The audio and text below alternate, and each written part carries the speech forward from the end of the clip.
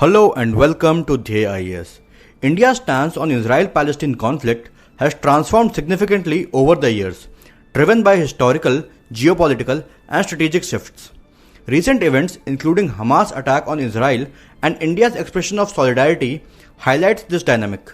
In this video, we'll delve into India's evolving position, tracing its journey from staunch support for the Palestinian cause to its present-day diplomatic balancing act.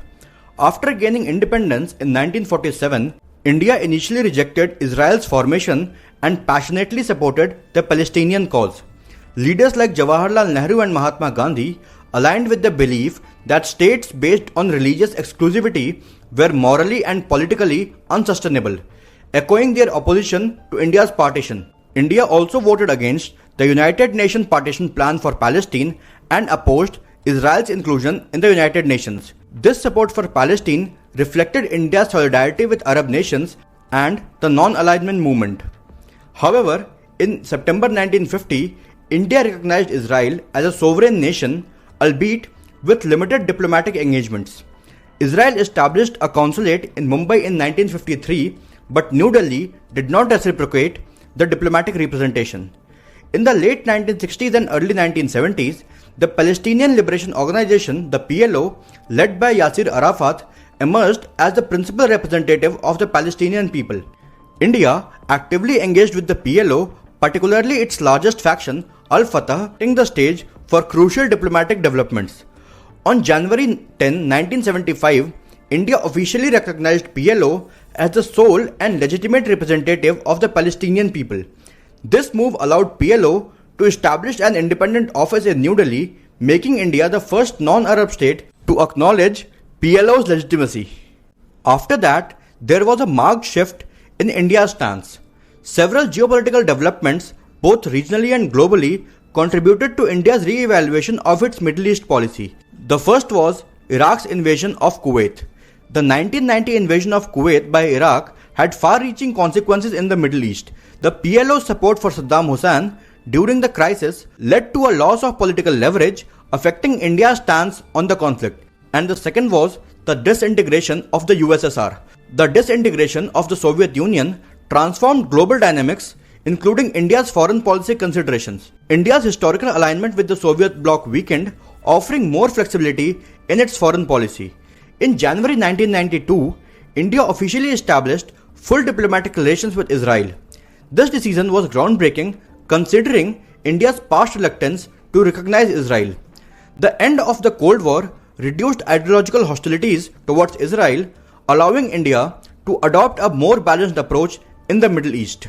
High-level visits further strengthened the bilateral ties, with LK Advani's visit to Israel in 2000 and Israeli Prime Minister Ariel Sharon's visit to India in 2003 being noteworthy. India's relations with Israel and Palestine have evolved, achieving a complete dehyphenation of ties, particularly under the Prime Ministership of Narendra Modi. In 2017, India hosted Palestinian President Mahmoud Abbas, affirming its support to the Palestinian cause. However, during Prime Minister Narendra Modi's visit to Israel the same year, he chose not to visit Palestine, signaling a nuanced approach in dealing with both the parties.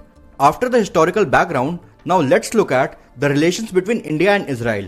Presently, India and Israel share a robust economic, commercial and defense cooperation. Bilateral merchandise trade surged from $200 million in 1992 to $6.35 billion excluding defense by 2022.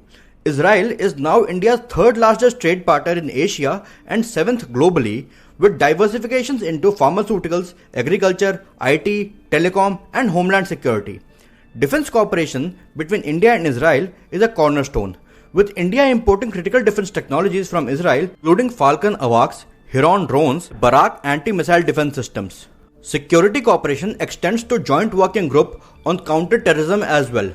Agricultural cooperation has also been prioritized with the 2021 agreement focusing on horticulture, irrigation and dairy farming. Israeli expertise and technologies have significantly benefited India in these sectors. In science and technology, the Joint Committee on Science and Technology, established in 1993, fosters research and development collaborations. The India-Israel Industrial R&D and Technological Innovation Fund, the I4F, support joint projects including energy cooperation. India's evolving stance on Israel-Palestinian conflict is significant. Following recent hostilities, India's Prime Minister expressed solidarity with Israel, signaling support. This underscores India's growing role as a regional player in the Middle East. Also, India's West Asia approach extends beyond Israel and Palestine. The country has deepened its ties with other regional nations such as Saudi Arabia, Egypt, Qatar and Iran. This strategic engagement by factors like significant Indian diaspora in the region, energy imports and the desire to enhance connectivity. Experts suggest that the ongoing conflict may impact Indian exporters' profit but not trade volumes unless the situation escalates. India must navigate potential challenges to safeguard its economic interests. India's evolving stance on the Israel-Palestinian conflict, coupled with its growing relations with Israel and Palestine, demonstrates its commitments to contribute to a peaceful Middle East resolution. India's role in the region is pivotal, with its diplomacy shaping the complex geopolitical landscape. As events unfold, India's engagement in West Asia and its strategic balancing act will be closely observed by the international community as well. That's all for today's video. Thank you for joining us. If you found this video insightful, do not forget to like, share and subscribe for more such informative content. See you in the next video. Until then, stay informed, stay curious.